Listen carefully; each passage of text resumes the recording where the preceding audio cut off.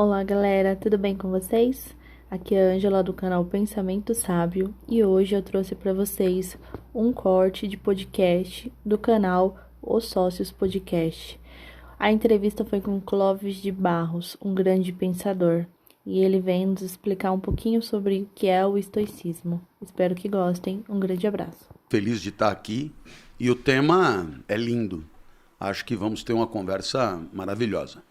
E começando, até pensando no público, embora eu fale de estoicismo nas minhas redes sociais, não é meu foco principal, eu muito mais sou um estudioso sobre o assunto para mim e não para passar isso tanto para os outros, mas acabo passando um pouco. Teria como você abordar para a gente o que é essa corrente filosófica, como que ela surgiu, antecedentes, principais nomes, um apanhado geral? Claro. Bom, a palavra estoico, né? Ela é uma palavra que podemos usar no nosso cotidiano. Uhum. E talvez ela tenha um significado que tenha alguma tangência, embora não completamente coincidente, alguma tangência com o que era o estoicismo na filosofia. Quando você diz fulano de tal agiu de maneira estoica ou agiu estoicamente, o que é que você quis dizer? Bom, eu entendo que isso significa uma certa competência, capacidade de suportar encontros tristes, né? Encontros adversos, encontros dolorosos, encontros angustiantes e assim por diante. Em outras palavras, o comportamento estoico é um comportamento de resistência alta em face de um mundo agressivo, lesivo, contundente, devastador, etc. Então, por exemplo, estávamos comentando aqui que ontem eu fui assaltado, tirado meio aos tapas de dentro do meu carro para que 4 pudessem fugir. Eu estava indo dar uma palestra. Na verdade, meio Essa que... parte eu não tinha entendido. meio que uma aula sobre Antígona, que é uma tragédia. Muito boa, Então, por sinal, a trilogia tebana. Então, aí eu podia ter voltado para casa, né? Pô, eu terminei no chão da rua e podia ter concluído que não tinha condição de dar aula. Mas não, né? Peguei o carro, peguei o táxi que estava atrás. Logo atrás, que viu tudo e ficou feliz da vida que arrumou um cliente tão necessitado assim. Me levou até o lugar da aula, eu cheguei lá e dei a aula como se nada tivesse acontecido. É um exemplo de um comportamento estoico. Sim. Um comportamento que mostrou uma certa resistência ante o infortúnio, ante acidentes entristecedores, né? Bom, então, digamos que isso seja para o senso comum. Claro está que quando você fala do estoicismo, você tem essa palavra estoico mais o famoso ismo. E eu entendo que toda vez que tem o ismo, nós estamos diante de um conjunto de pessoas que pensa parecido, não é? E que coloca aquilo que vem antes como valor principal, não é? Ou como um valor de destaque importante. Então vamos lá. Liberalismo. Conjunto de pessoas que pensa parecido e que tem a liberdade como um valor importantíssimo. Sim. Comunismo. Conjunto de pessoas que pensa parecido e que tem a comunidade como um valor importantíssimo. Assim como o individualismo, o indivíduo, e o oportunismo, a oportunidade, Sim. e etc. Bom, então o estoicismo, né, nos remete à existência de uma corrente de pensadores, de pessoas importantes, e seus admiradores, seus discípulos, e que tem, digamos, essa capacidade de resistência ao mundo entristecedor como um valor muito importante para a existência, para a vida, digamos assim. Ou seja, a vida não será boa se você não tiver um pouco de disposição estoica na hora de viver. Ou seja, se você for um frouxo, alguém que se deixa abater de maneira muito significativa ante qualquer encontro ou acidente entristecedor, você não poderá ter uma vida boa. A vida boa pressupõe essa capacidade de encarar a adversidade e, embora o afeto sempre exista, você superá-lo, suportá-lo e seguir adiante, digamos, na busca de um propósito, na defesa dos teus ideais e assim por diante. Então eu acho que esse, digamos, é a primeira ideia, a mais elementar que nós poderíamos dizer. Então, de uma certa maneira, hoje em dia tem muita gente falando que a nova geração, ela é toda queixosa, ela é toda cheia de frescura, ela não sei o quê, ela não sei o que lá. Faltaria, portanto, um pouco de disposição estoica na hora de viver. Eu, por exemplo, acho, comparando eu mesmo e meus filhos, por exemplo, que de fato eles são muito mais sensíveis à adversidade do que eu. Uhum. Mas muito mais, assim. A capacidade de suportar o sacrifício é muito pequena, né? Então, por exemplo... Qual a idade deles, Cláudio? Só pra... eu tenho um filho de 34, uma filha de 31 e uma filha de 20, né? Uhum. E o que eu observo? Eu observo que, no meu caso, se o calo apertar, eu varo à noite, eu saio pra briga, né? Uhum. E eu observo a mesma coisa, pego e falo, não, mas peraí, isso aí é só amanhã, ou...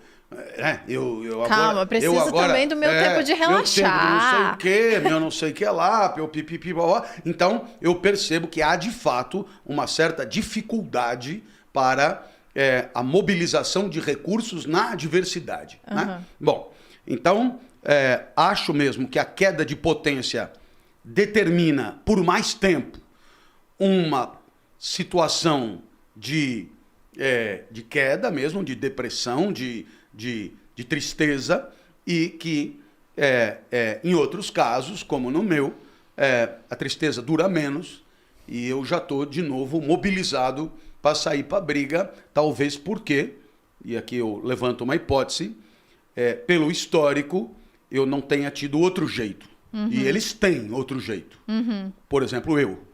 Então evidentemente... Você é a saída. Quando como dizem, a água bate no bumbum, né? Uhum. Aí uns tendem a reagir mais rápido do que outros, por necessidade, por exemplo. Bom, na filosofia, o estoicismo surge na Grécia.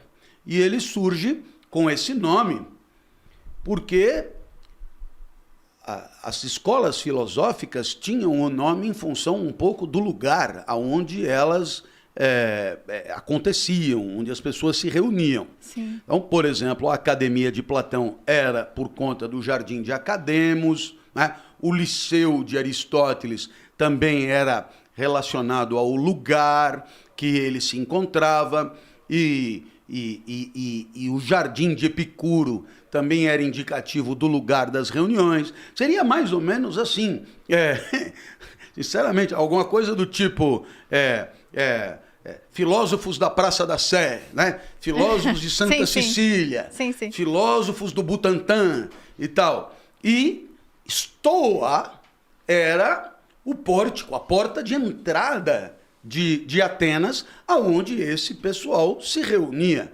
E por isso receberam o nome de estoicos. Também era indicativo de um lugar. Uhum. Então, veja, não é que a palavra estoico já indicasse o que significa hoje. Sim. Não, ela significava a proximidade da porta de entrada.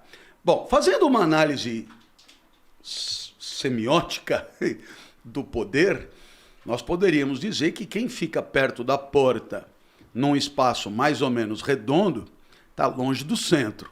Sim. O que me faz pensar em que eles ocupavam uma posição pelo menos topograficamente, periférica. E isto é verdadeiro. Quer dizer, esses estoicos gregos, eles tiveram pouca importância, sobretudo se comparados aos seus contemporâneos, né? No final das contas, estavam brigando com gente do calibre de Platão e Aristóteles. Então, bom. Agora, o que tem de especial no estoicismo é que o seu filé mignon não é grego, mas é romano. E isso é muito curioso, por quê? Porque os romanos não são propriamente conhecidos pela filosofia, né? Eles são conhecidos pelo direito. Você fala em filosofia grega e em direito romano. Filosofia romana é mais ou menos, sei lá, um ginasta olímpico paraguaio. Não é particularmente conhecido. Ou, como me disseram uma vez, pensador brasileiro. Eu estava num evento na Suécia e falaram, e no Brasil? Eu falei, não, no Brasil há um grupo de pensadores que tem grande êxito nas redes sociais. Falei do Cortella, do Karnal, do Pondé, da Monja, do Apai, ó.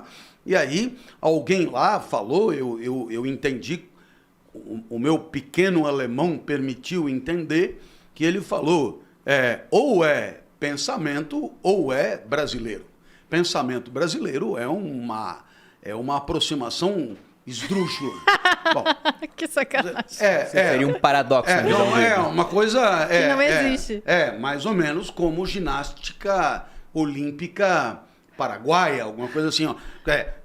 Não é que não exista, mas não é particularmente conhecido, digamos assim. Bom, vamos dar uma arredondada, porque hoje em dia não se pode falar mais nada. Mas... Você não pode falar nunca nada, mas ouvir, você ouve de tudo, né? Aí, tá tudo certo. O que eu teria condições de dizer é que filosofia romana, você, claro, tem lá Cícero, tem... Bom, aí tem os estoicos de carteirinha, Sêneca, Epicteto, Marco Aurélio, ok, mas é surpreendente que a acme, quer dizer, o ponto alto da filosofia estoica seja propriamente produzida pelos romanos. Como também nunca ouvimos falar de jurista grego, por exemplo. Não é? Talvez seja ignorância minha, mas não é alguma coisa particularmente conhecida. Bom, um ponto suplementar. Apesar de ser uma escola de pensamento que tem os romanos como destaque maior, o estoicismo se inscreve num jeito grego de pensar, né? E nós poderíamos chamar esse jeito grego de pensar de um modo mais pomposo como um paradigma, digamos assim, né? Um modelo de pensamento. E esse modelo de pensamento precisa ser apresentado aqui para que evitemos confusão. A referência é a natureza. Então, se você pegar Marco Aurélio, pega lá as meditações, as coisas de Marco Aurélio, aquilo que ele deixou escrito, muito mais ele escreveu, eu acho, para ele mesmo do que outra coisa, como Sim. Você também falou que o estoicismo é mais para você do que outra coisa. Marco Aurélio era imperador, certo? E portanto, alguém... É outra curiosidade, quer dizer, é alguém que acumulava a competência de governante e consta um governante sábio, um governante aplaudido, um governante legítimo e pensador e filósofo, também de primeira linha. Procura aí, vai vasculhando pelo mundo, não é muito comum. Outra coisa, Marco Aurélio não era, governador de Chipre. Era tipo imperador de Roma, sabe assim? Tipo metade do mundo, 3/4 do mundo, sei lá. Não era insignificante, certo? Então ele era um baita imperador e um baita pensador, né? Bom, então, retomando, jeito grego de pensar. Os gregos estavam convencidos, e aqui eu me refiro a um mainstream, a um jeito dominante. É claro que havia grego que não concordasse nada com isso, mas que o universo fosse cósmico. E cosmos quer dizer ordem. Então vamos lá. Isso significa o quê? Que o universo funcionaria ou como uma máquina, ou como um organismo vivo, ou como... ele seria finito e ordenado, organizado. Isso significa que ele tem um funcionamento enquanto todo. Isso é importantíssimo. Um funcionamento enquanto todo. E as suas partes constitutivas, elas que permitem esse funcionamento enquanto todo. Então, significa que cada parte tem, digamos, um papel a desempenhar nessa máquina. Desculpa que eu tô falando, porque eu não sei fazer outra coisa. É porque meu papel aqui nesse podcast é sempre assim, simplificar. Então, acho que eu gosto sempre de trazer o conceito o mais simples possível, às vezes quase errado, mas o tão simplificado a ponto das pessoas que não entendem nada sobre o assunto... você faz muito bem. ...entenderem. Então, acho que quando a gente começa a falar sobre estoicismo, e é um termo que eu conheci pelo Bruno, né? Porque ele lê muito sobre isso... e às vezes a gente acaba falando nas redes sociais e quem nunca ouviu não tem a menor ideia do que seja. Eu acho que você explicou de forma muito brilhante, mas se eu tivesse que simplificar, seria ser mais passível, né? Mais constante, a partir de todas as adversidades que acontecem na vida, você, sei lá, ter um comportamento mais reto, eu diria, mais, de alguma forma... Sem muitas... Sem grandes oscilações, tanto para cima quanto para baixo. Exato, Você diz. Perfeito. Sem paixões. Perfeito. Exato. Sem Perfeito. paixões. Eu te diria o seguinte, se me permitir. Você usou a palavra passivo. Não, eu acho que às vezes... Não, passivo então é ruim. Eu ruim. ia ser errado. É ruim.